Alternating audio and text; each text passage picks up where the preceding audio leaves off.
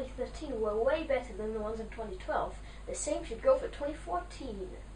And what better to start my third year of YouTube than a review of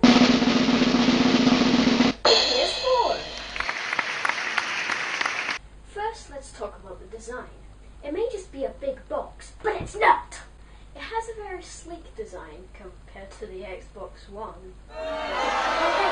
And it contrasts a lot to the PS3. You have a boxy console, and you have a curvy console. You put your discs into the console between the top and bottom halves of the console, and there are two USB ports beside it. The on and eject buttons are tiny slits, so it may take a bit of practice getting used to. Oh, for God's sake!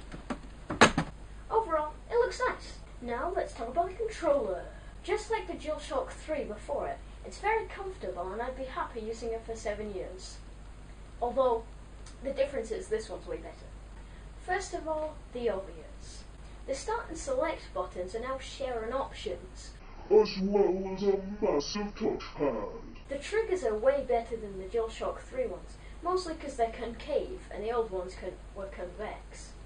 Also, the analog sticks are improved, so no more slipping off of it, really annoyingly. Just like the console itself, the operating system is really boxy, but still looks nice. All of your applications and games are kept on one big line, sorted by what was most recently used. For What's New section, you can have a look at what your friends have played, and other stuff too, like collecting trophies and stuff like that. When you scroll up, you can see if any of your friends are online, notifications, settings, messages, and more. Unlike the PS3's operating system, which kind of felt like a sort of dead graveyard, the PS4's one feels like a living, breathing community. The addition of cross-game party chat's really handy, because I don't have to get my friends over to do crossovers.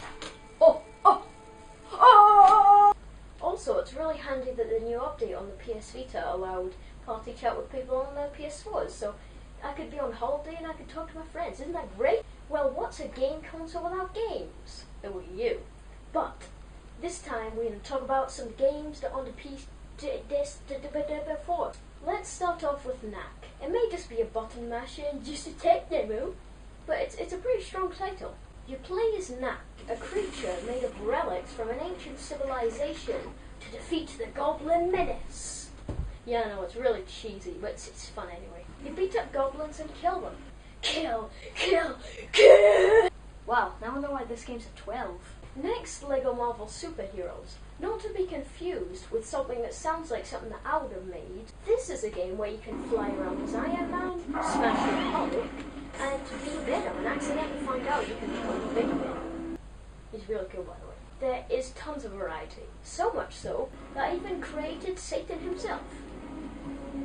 This is probably the best LEGO game so far. Sorry, LEGO Star Wars: The Complete Saga.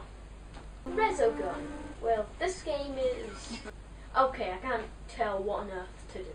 You happy now? Finally, Need for Speed Rivals. I like driving, you like driving, and ramming into races is great fun. This game uses the rumble feature of the DualShock 4 really well, which is a thing the DualShocks were good for. The choice of being a cop or a racer is quite cool because you get to different layers of gameplay. Remote play is a handy part of the PS4. Now, I don't have a second controller for my PS4, mostly because the only person who can afford it is Donald Trump. But I do have a PS Vita collecting dust. Now I can use that as a second controller. Also, the display on the PS Vita is actually pretty good, even though it's not an HD. So overall, the PS4 is a fantastic console. I recommend it a lot, and I'd be happy using it for 7 years. This product is MLA approved.